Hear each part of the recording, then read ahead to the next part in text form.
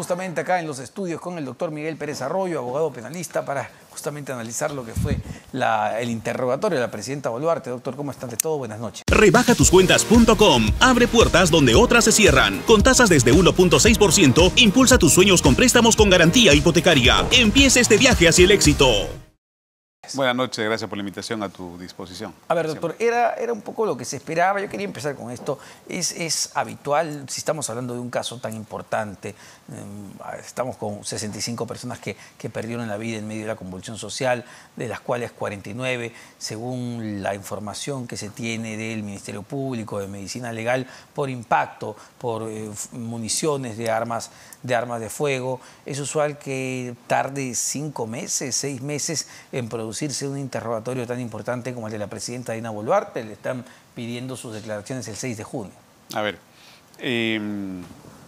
como decíamos y lo sostuvimos en una entrevista contigo también, una investigación de estas características, que es una mega investigación, básicamente por la pluralidad de víctimas, ¿no? Estamos hablando de 65 personas, como bien lo has anotado, y además también con evidencia clara en función al modo como han muerto estas personas, en el caso de 49 personas que han muerto pues por el disparo de arma de fuego, ¿no? Entonces, lo que se suele hacer es construir una investigación de menos a más siempre, es decir, se tiene que seleccionar de manera manifiesta los casos en los que, valga la redundancia, manifiestamente ha sido una muerte pues en exceso de fuerza o en absoluta irracionalidad, por ejemplo, la del médico, la del menor de edad, que por ahí estaban o socorriendo o simplemente transitando, ¿no? Y sobre ello comenzar a trabajar en una lógica de amplitud para luego finalmente llegar a donde probablemente tengas que llegar, que en este caso es la persona que dirigía y tenía el bastón de mando de las Fuerzas Armadas y Policiales, que en este caso es la presidenta Boluarte.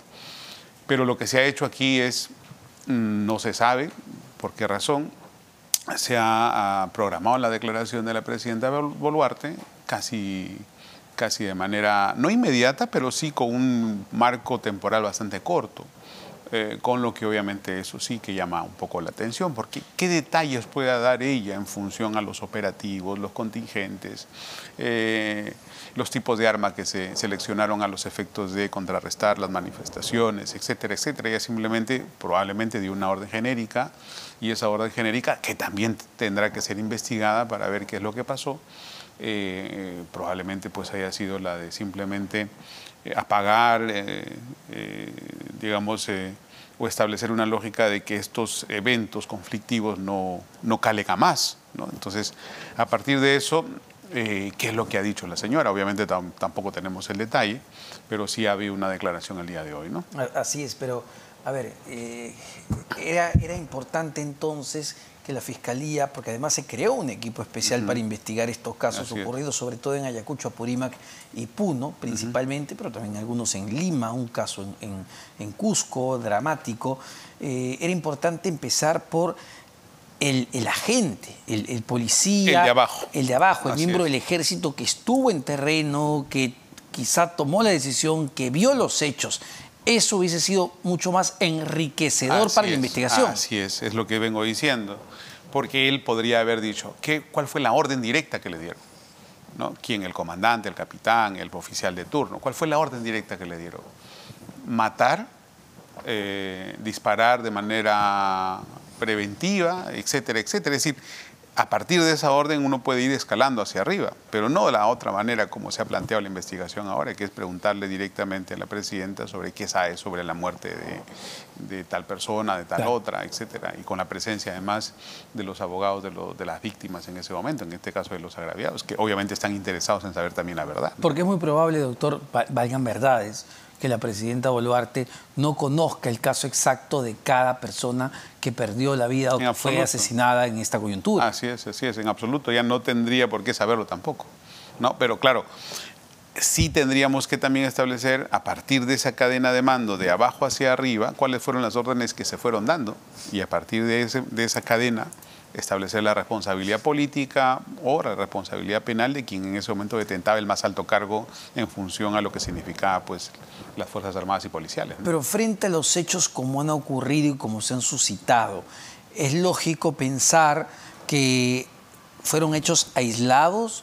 Es lógico pensar que no hubo un lineamiento operativo, es lógico pensar que no hubo una decisión política, es decir, estamos hablando de hechos consecutivos, repetitivos y que se dieron de manera consecutiva en diferentes zonas del país. Hay dos posturas, ¿no? Hay dos posturas que creo que hay que analizar y creo que la Fiscalía va a tener que descartar y enriquecer cada una de ellas a efectos de establecer o si formaliza en función a las evidencias, si hace una reserva o una acusación constitucional, por lo que sea, a los ministros, etcétera. Y esas dos posturas son las siguientes. Por un lado, está el hecho de si había una orden genérica en razón a una diferenciación en lo que ocurrió en Lima y en lo que ocurrió en provincias. ¿Por qué en Lima hubo solamente un muerto? Y en provincias, ¿por qué hubieron tantos muertos? Segundo, la evidencia, ¿no? Las 49 personas que murieron por impacto de arma de fuego, ya sea balines, ya sea municiones, etc. Eso marca una suerte de derrotero genérico en razón a las posibles órdenes que se tenían, no de manera directa, porque las órdenes en el ejército y en la policía no son, oye, mátalo, sino sí, claro, elimíname o simplemente contrólame, que nadie pase, ¿no? Pero si hubiera alguna cosa, como lo he escuchado ahora a Carlos Rivera y que me parece razonable decir, oye, no quiero ningún muerto, ya verán ustedes qué hacen, pero no quiero ningún muerto. Entonces, claro, la forma como se trabajaría también sería diferente. Entonces, llama la atención este tema de las 49 personas fallecidas con disparo de arma de fuego y llama la atención también esa diferenciación en lo que es Lima y lo que es provincia, ¿no? Entonces, pero claro, no en todos los casos estamos ante una situación de abuso, de irracionalidad, de asesinato. Hombre, hay que descartar, creo, de plano el tema del genocidio, pero sí hay que establecer en principio el contexto en el que se dio, ¿no? Y ese contexto obviamente también nos sirve para, de alguna manera, alimentar alguna de esas dos posturas, ¿no? O homicidio o simplemente una cuestión circunstancial, porque ese contexto que se dio fue creado a partir de las revueltas sociales, unas revueltas sociales que fueron alimentadas en un principio de manera anónima, pero que ahora nos estamos dando cuenta que hubo toda una coordinación. Una coordinación incluso ex ante al 7 de diciembre. Entonces, las noticias vertidas en los últimos días de los medios de comunicación dan cuenta de que esto estaba medianamente planificado y que no había más que gatillar el estallido social que ocurrió el 7 de diciembre. Y hay que ser sumamente claros con algo también, ¿no? Para que no se piense que uno está, digamos, en una postura determinada. Lo que ocurrió luego del 7 de diciembre fueron actos delincuenciales y violentos en muchos, pero en muchos casos. Teníamos quema de comisarías, oficinas del Ministerio Público, Poder Judicial, toma de aeropuertos. Y había también elementos sintomáticos importantes en lo que significaba una estrategia subversiva, al parecer con herramientas o técnicas subversivas, ¿no? ¿Por qué? Porque no se estaba atacando una pista X de una población X, se estaba atacando centros neurálgicos, tácticos, militares y políticos, los aeropuertos, las zonas de entrada a una ciudad. Las carreteras. Las carreteras. Que ocasionaron la muerte de bebés. Además, así es, el abastecimiento propiamente de cada ciudad y obviamente eso significó también la muerte de bebés, de niños, de enfermos, etc. Es decir, había todo montado un mecanismo de agresión ilegítima por parte de quienes ejercieron su derecho a la protesta. Pues claro, una cosa es protestar pacíficamente y otra hacerlo de manera violenta, porque claro, cuando dices, no, incluso violentamente tú podrías haber protestado, no, el derecho no ampara el abuso del mismo. Es decir, tú puedes protestar y obviamente esa protesta tiene que ser pacífica, pero el violentismo y ese contexto en que finalmente sucedieron los hechos, obviamente también tienen que ser tomados en cuenta los efectos de la investigación. Por eso es importante ver la fotografía completa sin apasionamiento, porque esto merece ser investigado con mucha seriedad y frialdad además, pero lo que decía el doctor Carlos Rivera, que es abogado de los familiares de las víctimas, él decía, bueno, está bien, incluso la protesta puede ser violenta, incluso podemos estar frente a un delincuente, pero eso no justifica que un policía o un militar le disparen a la cabeza a ese, pongámoslo entre comillas, delincuente. ¿No? Eso es mitad cierto y mitad no tan cierto. A ver, ¿por qué? Porque, a ver, si tú dices, oye, tú puedes haber sido violento y tu respuesta como Estado no debió haber sido violento. Pero eso es pues como el dicho que dice, ¿no? Que todos son generales después de la batalla. Claro. en el contexto de un enfrentamiento de estas características, en donde el policía está frente a una horda violenta de personas que están destruyendo y que amenazan la propia vida, lo primero que va a hacer este señor, bajo una lógica probablemente de un mandato genérico de eliminar todo obstáculo violento, es también disparar. Es decir, en el contexto mismo en la que las personas están enfrentadas en una situación sumamente violenta y con riesgo para la vida, en la que esta persona, el policía, el militar, es padre, hermano, hijo, etcétera, obviamente también se puede de alguna manera justificar. De hecho, en el derecho existe pues esto de las causas de justificación. Es decir, matar en defensa propia, y si finalmente esa defensa propia no estaba revestida de todos esos elementos que establece el 20.1 del Código Penal, pues obviamente habrá una defensa putativa, una defensa en términos disminuidos, con responsabilidad disminuida, etcétera, pero hay que verlo desde el punto de vista caso por caso, ¿no? Y además también separando la paja del trigo. Eso es bien importante, ¿no? Porque claro, cuando vemos esta imagen mucho más amplia, efectivamente pudo haber un lineamiento general de, ok, no permitir que se tome el aeropuerto, proteger esta zona, pero también es cierto que había habido una actitud extremadamente violenta de parte de, llamémoslo delincuentes o llamémoslo manifestantes, habría que ver caso por caso, y dentro de ese contexto de dos grupos, digamos, con intenciones encontradas, se pudieron haber cometido excesos. Sí, por cierto, se pudieron haber cometido excesos, pero incluso en esos excesos hay que ver hasta qué punto la defensa incompleta o la defensa putativa, ¿no? Que son situaciones en las que hay reducción de pena y hay además también una lógica de comprensión del derecho en relación a las circunstancias extraordinarias en las que se enfrenta un individuo, obviamente puede también disminuir la sanción o ser de alguna manera mucho más condescendiente con el sujeto activo, en este caso el policía, el militar que hizo ese disparo a matar, cometiendo ciertamente algún tipo de exceso, ¿no? Pero como dices tú, ha habido probablemente una orden, esa orden de no dejar pasar a nadie o de proteger a como dé lugar las instalaciones. Porque, ojo, también, uno lee los informes de la Comisión Interamericana y uno lee también un poco el contexto internacional en la que la crítica nos evalúa a nosotros. Y sí, pero estás privilegiando la propiedad privada, estás privilegiando los bienes materiales versus la vida.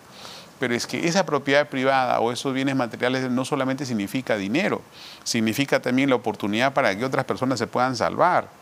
Vemos los casos de las personas que murieron porque no tuvieron atención, porque no tuvieron transporte, etcétera, etcétera. No, vamos. Eran instalaciones estratégicas para cualquier sociedad. Y vamos, ¿qué pasaba si quemabas una comisaría con policías adentro? ¿Qué pasaba si quemabas una oficina del Poder Judicial con funcionarios adentro? Es decir, no, y además, date cuenta que los focos de atención eran Fiscalía, Poder Judicial, Comisaría y instalaciones... curiosamente, ¿no? Curiosamente, donde están los expedientes de determinados grupos a los que les interesaba. Sí, exacto. Es más que ponerse en una posición en otra, y eso es importante. Por eso hablaba de la frialdad. Pero ¿cuánto puede complicar, doctor, la situación de la presidenta Boluarte y los ministros de ese entonces, lo que reveló el semanario Hildebrand en sus 13 hace 2 semanas? Reveló que en los planes operativos de la policía había lineamientos para considerar como posibles agentes terroristas, incluso de Sendero Luminoso, infiltrados en estas protestas, y esto en base a un decreto supremo publicado, emitido el 14 de diciembre, cuando ya la situación había estallado, y refrendado por la presidenta Boluarte, en ese entonces el premier Pedro Angulo, el ministro de Defensa Otárola de ese entonces, y el ministro del Interior Cervantes. Es decir, ese decreto, ese lineamiento operativo de la policía, ¿pueden ser tomados en consideración? Desde luego, ¿no? Desde luego, acordémonos lo que pasó con el caso Fujimori, Barrios Altos, La Cantuta, ¿no? Como decíamos también en otra conversación que tuvimos antes, es el poder, ¿no? O sea, la estructura del poder que se organiza de tal forma que luego comete infracciones diversas. ¿Cómo se comporta el Estado? ¿Cómo se comportó el Estado? Buscando un marco de amparo y de justificación para lo que podrían significar excesos. Entonces, claro, si eso es así y se puede determinar a partir de ello que eso se utilizó para luego lo demás, obviamente ya estaríamos en una situación mucho más complicada, ¿no? Porque eso, desde el punto de vista de lo comparativo, de los antecedentes que se generaron en el ámbito ya de los casos probados en Perú, obviamente sí podría de alguna manera tener algún tipo de compromiso para quienes en ese momento ejercían pues la PCM, el ministerio o el poder en general, ¿no? Porque esta idea que se ha tratado de, digamos, sustentar desde un principio... Una posibilidad es de anticiparse y organizarse a partir de eso. Y otra es que ya de alguna manera ellos veían algún tipo de exceso cometido y querían de alguna manera blindarse también con ello. Entonces, de una u otra forma, yo creo tampoco se desmerece la situación en la que hemos estado evaluando y que es justamente este halo de agresión ilegítima por parte de estos señores que ejercían una violencia inusitada en su protesta y que obligaron al Estado precisamente a comportarse de alguna manera. O sea, uno puede decir, oye, la razonabilidad, la violencia que ejerciste fue demasiada, pero hay que mirarlo en el momento en que se sucedieron los hechos. En ese momento las ciudades, muchas ciudades ya no tenían ya provisionamiento de alimentos incluso. Sí, claro. Muchas personas estaban muriendo en las carreteras, etcétera, etcétera. Entonces yo creo que ahí la Fiscalía tiene que hacer una ponderación bastante fina para establecer una postura u otra. Sí, sin embargo, la crítica que se hace desde el otro lado a la defensa de la presidenta Boluarte es, oigan, ustedes, ocurren las primeras 10 muertes, si no me estoy equivocando, en Apurímac. Me parece que fue Apurímac o Ayacucho, en todo caso. Pero ocurren las primeras 10 muertes. Entonces, tú como autoridad no tendrías que decir, oye, ya, bueno, listo, esto no se puede volver a salir de control. Tenemos que reformular la estrategia porque no debemos tener ni un solo muerto más. ¿Es lógica esa forma de pensar que se podría haber incluso cometido un delito por omisión de funciones? También, es también lógico pensarlo, sí, efectivamente, pero vuelvo y repito, que ante circunstancias extraordinarias siempre también hay respuestas extraordinarias y respuestas extraordinarias en algunos casos incluso con exceso de fuerza y con una utilización de la misma que van y de hecho creo que en algunos casos han ido en desmedro de los derechos de las personas que en este caso murieron de manera injustificada, ¿no? Y obviamente también hay que, y eso hay que explicarlo y hay que investigarlo de manera también específica, hay que caso por caso, como ya se ha dicho antes. Porque aquí lo que se tiene que determinar, entiendo, es quién finalmente viola los derechos humanos, quién finalmente comete... No solamente quién lo viola, sino quién permitió que se viole. Exacto, a eso iba. Claro. Si la culpa va a terminar recayendo en ese policía que a veces no tiene ni el equipamiento, ni la capacitación, en ese soldado que no tenía que estar ahí porque tenía que estar probablemente en el Brain y no repeliendo a la población, ¿en ellos va a recaer o debería recaer en los responsables políticos? En ambos, finalmente. En ambos, por desgracia en ambos, ¿no? Y no hay que olvidar la lógica esta del autor material y el autor mediato, ¿no? Entonces hay una situación en la que obviamente efectivamente la responsabilidad y la sanción recaen en ambos. Ahora, lo que también hay que ver también en este caso, en las circunstancias en las que se dieron las protestas, es que se movilizó a toda la policía y muchos de los agentes de policía que fueron movilizados no tenían ni siquiera experiencia en el manejo de conflictos de esa naturaleza. De tal manera que su respuesta frente a una situación de esas características no eran las mismas que la respuesta de una persona o de un policía que estaba acostumbrado, que ya había sido entrenado para ello. Es decir, los errores que se fueron cometiendo, creo yo, marcaron un derrotero que ahora compromete efectivamente una investigación, pero que, reitero, debería hacerse o debería haberse hecho de otra manera. Claro, porque de otra manera, finalmente, lo que podría ser, y pensando mal, y lo conversamos al inicio, sí, es que lo que se está buscando es de alguna manera lavar la cara al Ejecutivo y decir, bueno, acá ya le pregunté, ya no sabe nada y acá se archiva el tema, ¿no? A ver, y en ese sentido lo que dice este intento de la Fiscalía de lavarle la cara al Ejecutivo, o lo que podría parecer en realidad, esta decisión de la Fiscalía de apelar en su momento que la Procuraduría General de la República y los abogados de las víctimas participen en el interrogatorio, ¿no va en esa línea? Me decía más temprano el doctor César Espinosa que es inusual, ¿no? Porque la Fiscalía, que es la que persigue el delito, que es la que acusa, no va a querer que participe el procurador o participen los abogados de las víctimas. A ver, ¿es inusual? Puede ser que sea inusual, pero lo que sí es que no tiene base normativa. Porque la participación en activo de una diligencia de estas características se alcanzan en su plenitud cuando se formaliza la investigación preparatoria, no antes. Es decir, ahorita no estamos formalizada la investigación. Aquí hay pesquisas, aquí hay indagaciones, aquí hay una investigación preliminar en la que no hay ni siquiera contra alguien en concreto una imputación. Es decir, no tengo imputados, tengo solamente indagados. tengo solamente investigados preliminarmente, simplemente tengo invitados a declarar. Si no tengo imputados, si no tengo investigados, entonces ¿cómo voy a discernir en función a qué parte procesal le corresponde preguntar y a qué no? Por eso es que a nivel preliminar solamente se participa la Fiscalía y la persona que está siendo indagada o invitada a declarar, en este caso lo que ha pasado el día de hoy con la presidenta Boluarte. Ahora, que se permita luego la presencia en la parte agraviada, no estamos hablando ni de actor civil ni de parte civil, estamos hablando de la parte agraviada, pues es un simbolismo, es un poema al vacío, ¿no? Y obviamente lo que ha hecho la Fiscalía es un poco regirse o constreñirse al ámbito legal de esa permisión. No es usual, pero también diría yo que no tiene base legal el hecho de que se participe y se pregunte. Ya se ha dejado participar, bueno, pero no está dentro del amparo legal que ello ocurra. Ahora, doctor, si me permite cambiar un poco el tema en los pocos minutos que nos quedan, la situación del expresidente Pedro Castillo, tras la revelación de que el Ministerio Público, revelación de Contracorriente de Willax, que se encontró este decreto supremo que iba a materializar lo que fue el anuncio del golpe de Estado del 7 de diciembre, que desencadenó todo esto que hemos vivido lamentablemente como país. ¿Es la confirmación, no sé, o materialización de este anuncio de que estaba en blanco y negro y de que acá participó evidentemente más de una persona y no solo Castillo como se ha querido hacer creer? Por cierto, ¿no? Porque además, vamos a ver, el archivo impreso tiene obviamente un correlato informático. Y ese correlato informático tiene pues una serie de lo que le llaman códigos fuentes, ¿no? Esos códigos fuentes te determinan quién es el propietario, el usuario, la última hora, tal, o sea, absolutamente. Así es. Entonces, claro, es increíble o no creíble en absoluto que solamente haya participado una sola persona de cara a lo que se está conociendo ahora, ¿no? Por cierto. Y eso confirmaría, por cierto, una estratagema previamente diseñada y ejecutada el día 7 de diciembre y que finalmente, como han dicho por ahí también, no interesa si lo hizo bien o lo hizo mal, el tema es que lo hizo y aunque le haya salido mal, pues obviamente la cosa ya marca un derrotero diferente. Y aquí entraba la discusión, ¿no? También si Castillo dio o no dio un golpe de Estado. ¿Cuándo consideramos que alguien da un golpe de Estado? ¿Cuando se produce el acto o basta que sea evidentemente el presidente de la República anunciando que lo va a dar?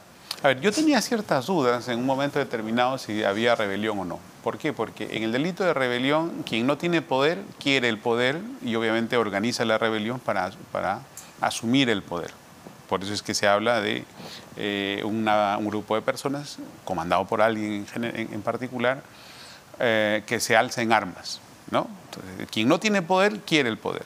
Entonces, en este caso, Castillo tenía el poder, claro que lo tenía, era el presidente de la República, ¿no? Por eso es que yo tenía dudas en función al tema de la rebelión. Y creo que mantengo mis dudas en ese sentido. Pero lo que hemos conocido después ya es diferente, ¿no? No solamente está el hecho de este decreto supremo, sino también está el hecho de todo lo que ha ido sucediendo alrededor de ese hecho, ¿no? Las conexiones, las participaciones, incluso hasta una compra de 90 celulares, etcétera, etcétera. Así es. Eso marca un derrotero diferente, absolutamente diferente, y que por ahí ya también he escuchado el hecho de que ya la Fiscalía debiera pasar de una investigación formal como la tiene ahora y a una acusación directa a los efectos de un enjuiciamiento para que obviamente se desplieguen todos los elementos de juicio que permitan o condenar o absolver al señor Castillo. Doctor, como siempre, muchísimas gracias por estas luces. Encantado de conversar con el doctor Miguel Pérez Arroyo, abogado penalista. Un tema que merece justamente ser tocado y abordado de esta manera, sin apasionamiento y de la manera más fría, porque lo que necesitamos justamente es cerrar heridas. ¿Cómo cerramos heridas? Llegando a la verdad, que es lo más importante. Muchísimas gracias.